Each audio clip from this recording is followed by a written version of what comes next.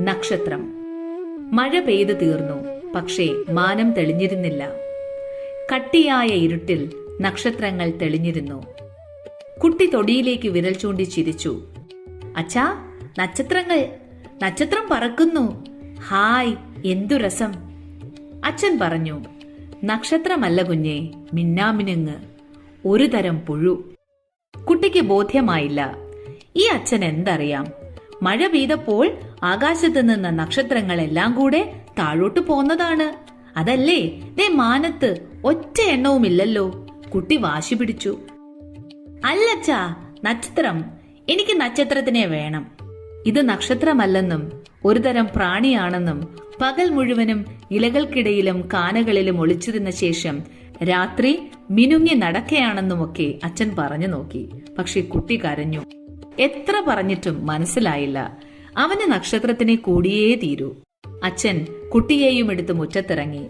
കറുത്ത തുണിയിൽ വെള്ളപ്പൊട്ടുപോലെ മിന്നാമിനുങ്ങുകൾ പറന്നു നടന്നിരുന്നു. അച്ഛൻ കൈവീശി ഒന്നിനെ പിടിച്ചു.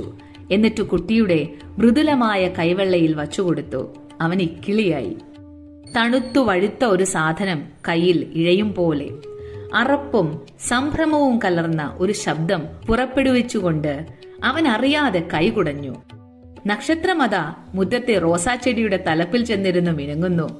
അമ്മയുടെ കാതിലെ കമ്മല് പോലെ. കുട്ടി പിന്നെയും ചിണുങ്ങിത്തുടങ്ങി. എനിക്ക് കമ്മല് വേണമച്ചാ, കമ്മൽ. അവൻ ഉറങ്ങാൻ നേരമായിരുന്നു. അച്ഛൻ ആ മിന്നാമിനുങ്ങിനെ എടുത്ത് ഒരു കുപ്പിയിലാക്കി കിടപ്പറയുടെ ജനാലയിൽ വച്ചുകൊടുത്തു. അവനത് നോക്കി നോക്കിയേ കിടന്നു. മിന്നുന്നു, മായുന്നു, പിന്നെയും മിന്നുന്നു. അമ്മയുടെ കമ്മൽ മിന്നുകയല്ലാതെ മായാറില്ലല്ലോ. മിന്നാമിനുങ്ങിന്റെ ചിറക് ചിമ്മുകയും വിടരുകയും ചെയ്യും പോലെ ക്രമേണ അവൻ കണ്ണുകളും ചിമ്മി നിവരാൻ തുടങ്ങി. കറുത്ത തുണിയിൽ വെള്ളപ്പൊട്ടുപോലെ 1000 മിന്നാമിനുങ്ങുകൾ തലയിൽ കിടന്നു മൂളിപ്പറക്കുന്നു.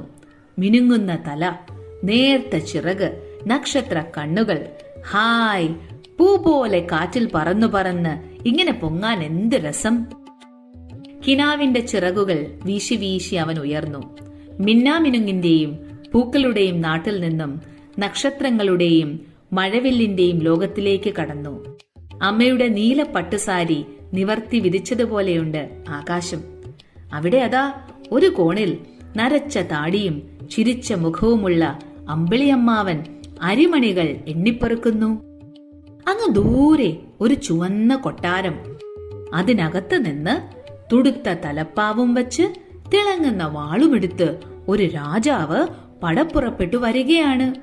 7 കുതിരകളെ പൂട്ടിയ തേര്, 7 നിറമുള്ള വില്ല്, 7 കൊടിക്കൂറകൾ. അമ്മ പറയും പോലെ എല്ലാം 7 തന്നെ. കഥകളിയിലെ ചുവന്ന താടിയുടെ വേഷം പോലെ. കുട്ടി പെട്ടെന്ന് പേടിച്ചു.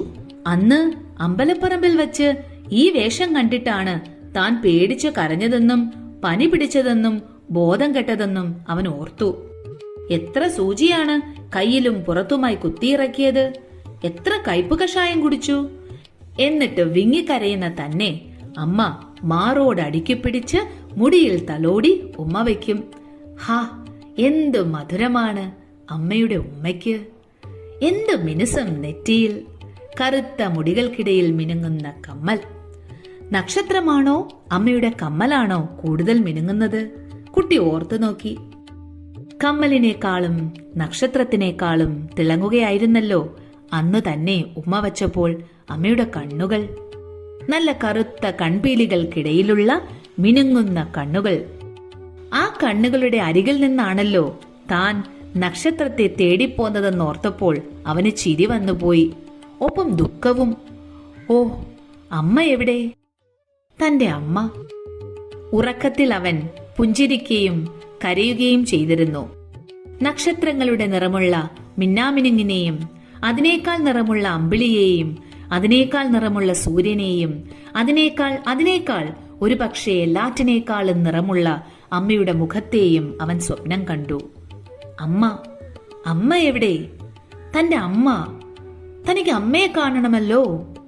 നിറങ്ങളെല്ലാം മാഞ്ഞു. ഭീകരമായ ഇരുൾ പിന്നെയും വ്യാപിക്കുന്നു.